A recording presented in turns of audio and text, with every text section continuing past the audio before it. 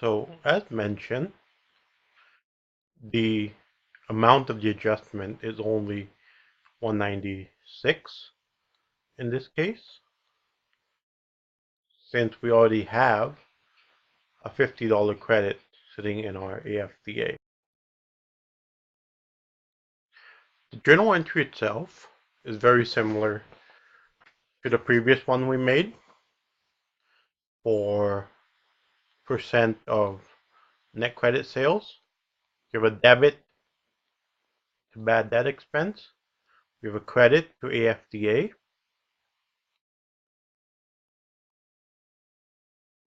And instead of a $200 number, we have 196.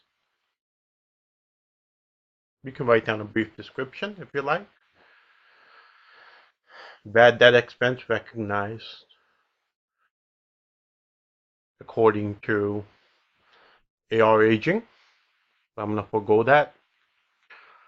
After posting, the key accounts are updated and are ready to be reported on the financials. Once again, we have a debit balance sitting in AR.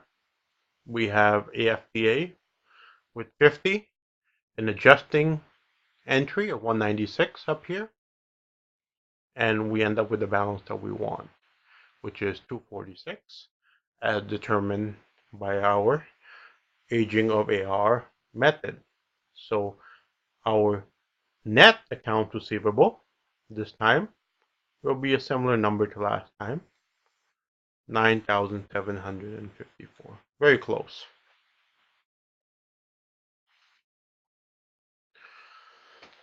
Percent of AR method. This method is another balance sheet based approach where we determine what the credit balance of AFDA should be based on a percentage of the AR balance. For example, if the book shows AR balance is 10,000 and 2% are estimated to be uncollectible, what should the allowance be? So it's the same calculation as we saw a little bit earlier in the notes. 2% times $10,000 gives us 200. There's a difference again, because this is a balance sheet approach. We do take into consideration what's already in our AFDA bucket of water. So the calculation percent of AR states that we should have 200. We already have 50, therefore adjustment should be 150. That's how that one works. So we've seen journal entries a couple times already. I'll pause for just a minute here so you can try this one. We'll continue in the same video.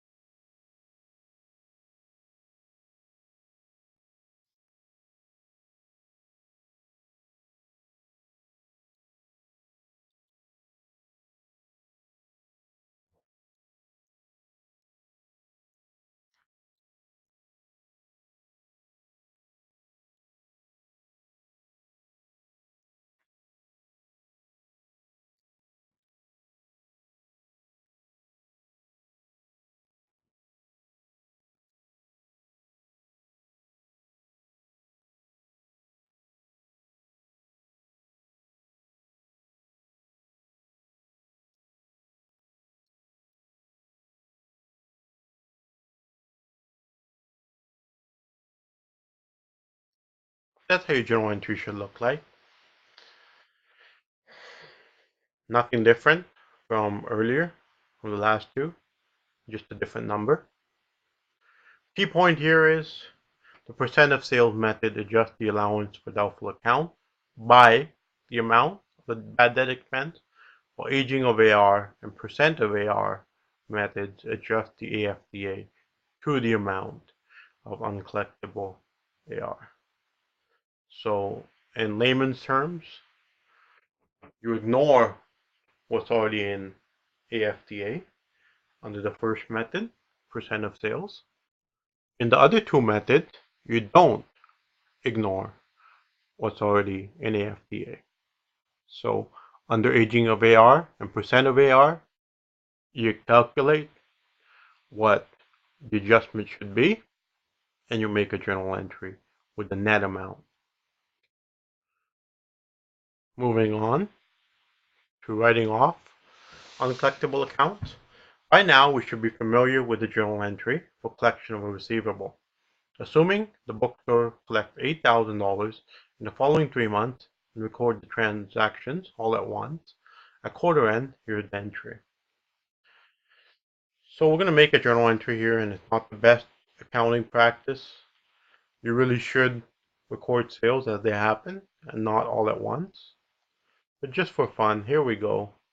Debit cash, credit account receivable, and it will be $8,000 as mentioned.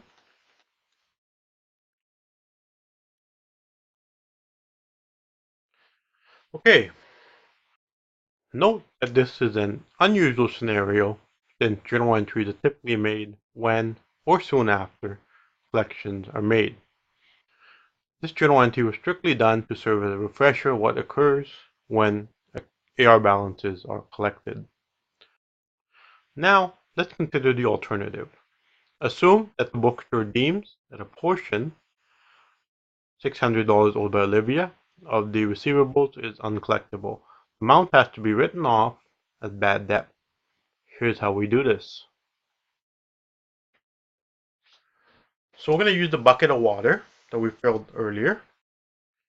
We're going to use some of the water in that bucket to write off Olivia's uncollectible receivable. Now let's go ahead and make the journal entry here. We're going to use the bucket of water known as allowance for doubtful accounts to put out the fire, which is Olivia's inability to pay us the account receivable balance. So since allowance for doubtful accounts is a credit account, we will debit it to take money out. We need $600 because that's what Olivia owes us. I'm going to shorten things up down here. Account receivable O dot leads credit for 600, and just like that we've written off Olivia's uncollectible AR balance. Note that this write-off would likely exceed the credit balance held in AFTA, hence the allowance would end up with a debit balance. There's not necessarily something to be alarmed about. We would simply need to make another bad debt expense entry to increase our allowance credit balance. However, if this is a common practice, our initial estimates for bad debt should be increased.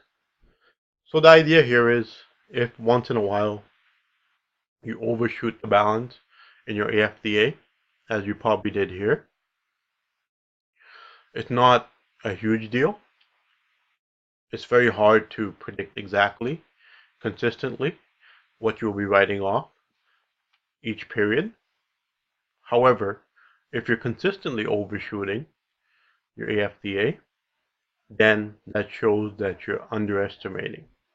So you probably want to either find a different method of estimating AFDA and bad debt, or you want to increase the percentages that you're using. Writing off uncollectibles does not impact assets, liabilities, or equity because we already recognize the expense and loss to AR when we create allowance. So when you fill up that bucket of water, you have a debit to bad debt expense. That's actually when you have your expense.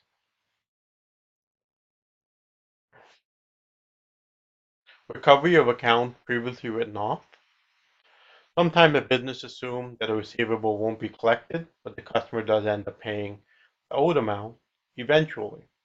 To journalize this, the business must do two things. First, it must reverse the write-off made earlier, and second, it must record the cash collection. Let's practice this by assuming Olivia paid the full amount she owed to the bookstore, $600, on April 15, 2019. So think about this set of transactions here and try them, and we will start off the next video by going over them.